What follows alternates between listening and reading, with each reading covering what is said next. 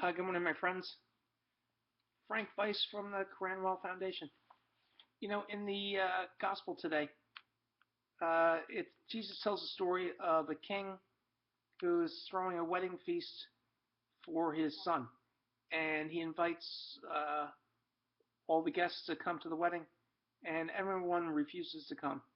And then he tells his servants, "No, remind them today's the day of the wedding." And they take some of the servants, and they beat them up. The others they kill, and then ultimately the king goes to other servants, just go out to the streets and bring anybody you can find to this wedding feast, and ultimately they do. And then at the end, the king notices one person there who didn't have the appropriate wedding garment on, and he's thrown out. And at the end it says, many are invited, but few are chosen.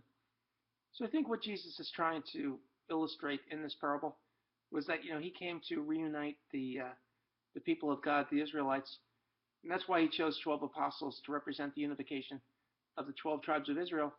But those he came to reunite didn't listen. They didn't want to follow his message, and so others were invited in, and that's how we got in, the Gentiles.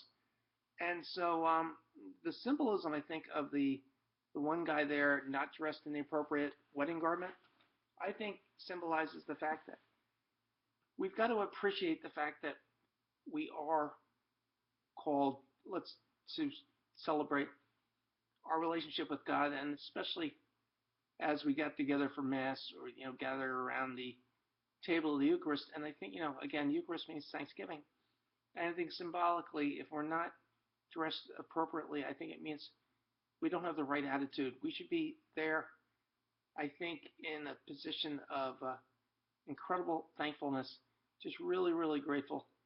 And I think if we're not grateful, there's something wrong. Recently I mentioned that I think our biggest sin sometimes can be ingratitude.